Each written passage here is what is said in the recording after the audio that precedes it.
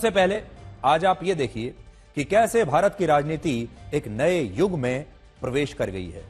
भारत की राजनीति में ऐसा पहली बार हुआ है जब बीजेपी ने खुलकर हिंदू कार्ड और बहुसंख्यक कार्ड खेला है और मुसलमानों का नाम लेकर साफ तौर पर सीधे सीधे खुलेआम यह संदेश दिया है कि अगर बहुसंख्यक हिंदू एक साथ नहीं आए तो मुसलमान उनके अस्तित्व को खतरे में डाल देंगे।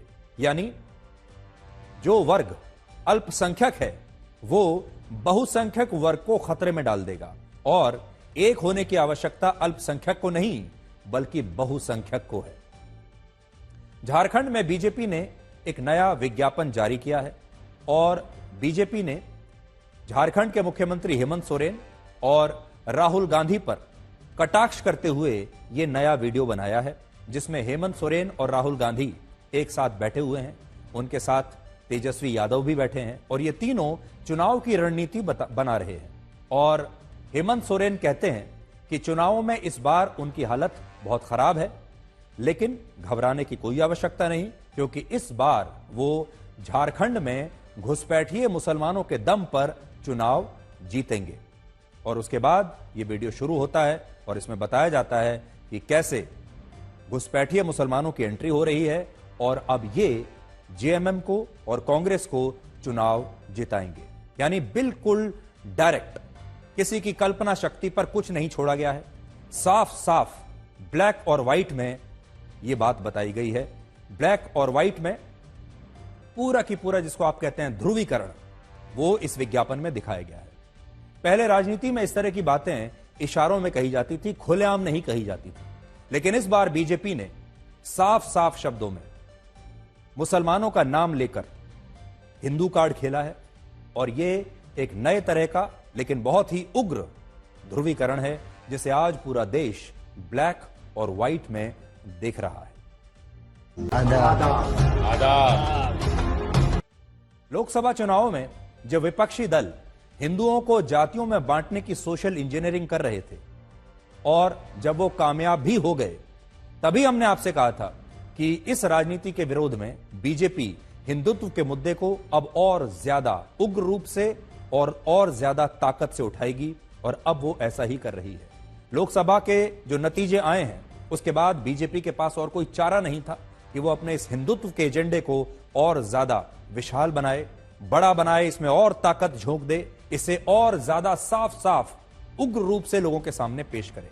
लेकिन एक बात यहां पर स्पष्ट करना चाहते हैं कि हम इन दोनों में से किसी भी राजनीति का समर्थन नहीं करते।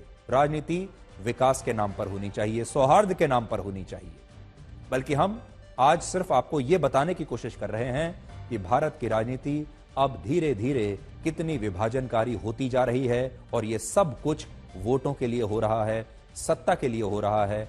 आज के जमाने में इस तरह की राजनीति दुखद मानी जाएगी। अब देखिए, महाराष्ट्र में 28% वोटर मराठा हिंदू समुदाय के हैं, 38% ओबीसी हैं, 11.8% दलित हैं, 11.5% मुसलमान हैं और 9.4% आदिवासी हैं। इसी तरह झारखंड में 46 से 50% वोटर ओबीसी के हैं, 26% आदिवासी हैं, 14.5% मुसलमान हैं और 12% दलित हैं। और इन दोनों राज्यों के इस ब्रेकअप से आप समझ सकते हैं कि बीजेपी और विपक्षी दलों की इन चुनावों को लेकर क्या रणनीति हो सकती है। सबसे पहले उन्हें यह देखना है कि कैसे हम 40% वोट को इकट्ठा एक बार कर लें और फिर 40 के ऊपर 41, 42, 44, 45% तक जो भी चला जाएगा, जीत उसी की होगी। और इसके लिए बहुत जरूरी है कि 1, 2 या 3 जातियों को मिलाकर एक कंसोलिडेटेड वोट बैंक बनाया जाए या 2 धर्मों को मिलाकर, एक धर्म या कुछ जातियों को मिलाकर एक पक्का 30-40% का वोट बैंक बनाया जाए। बीजेपी महाराष्ट्र के 80% और झारखंड के 68% बहुसंख्यक हिंदुओं को एकजुट करना चाहती है और इसके लिए उसने इस बार एक बहुत बड़ा मुद्दा उठाया है और वो मुद्दा यही है कि बटोगे तो कटोगे, एक रहोगे तो सेफ रहोगे। बीजेपी का आरोप है कि झारखंड में अल्पसंख्यक मुसलमानों की आबादी से आदिवासी हिंदुओं को खतरा है और अगर हिंदू एकजुट नहीं हुए तो उनका अस्तित्व ही खतरे में आ जाएगा।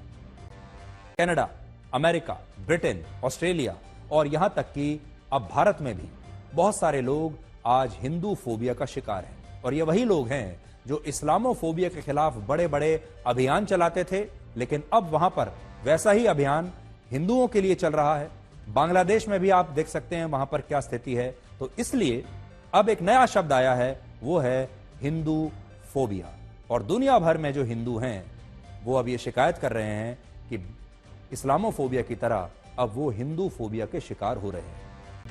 भारतीय रेल ने अभी तक इस घटना की जो जांच की है उसके मुताबिक ये घटना लापरवाही के कारण हुई। ट्रेन के इंजन को बोगी से अलग करने के दौरान मोहम्मद सुलेमान नाम का जो शंटमैन इंजन के लोको पायलट को सिग्नल दे रहा था, उससे लापरवाही हुई और उसने गलत सिग्नल दे दिया और इसके गलत सिग्नल के कारण अमर कुमार की जान चली गई और इंजन का लोको पायलट भी मौके से फरार हो गया। हालांकि अमर कुमार के परिवार का आरोप है कि ट्रेन की डीकपलिंग के लिए 4 से 5 रेल कर्मियों की आवश्यकता होती है, लेकिन इस मामले में सिर्फ 2 रेल कर्मी ही इस काम को कर रहे थे। बांग्लादेश की अंतरिम सरकार ने कहा है कि वो पूर्व प्रधानमंत्री शेख हसीना को अब भारत से वापस लाने के लिए इंटरपोल की मदद लेगी। वो इंटरपोल को ये बताएगी कि बांग्लादेश की हिंसक घटनाओं में जिन 753 लोगों की मौत हुई है उसके लिए शेख हसीना जिम्मेदार हैं और अब तक शेख हसीना के खिलाफ बांग्लादेश में नरसंहार की 60 से ज्यादा शिकायतें दर्ज हो चुकी हैं। अगर इंटरपोल बांग्लादेश के इस आग्रह को स्वीकार कर लेता है तो शेख हसीना के खिलाफ रेड कॉर्नर नोटिस जारी हो जाएगा और इस नोटिस का मतलब यह है कि इंटरपोल का सदस्य देश होने के कारण भारत को शेख हसीना को हिरासत में लेकर इंटरपोल को पहले इसकी जानकारी देनी होगी और इसके बाद बांग्लादेश इंटरपोल और अंतर्राष्ट्रीय अदालत में शेख हसीना के प्रत्यर्पण की मांग करेगा।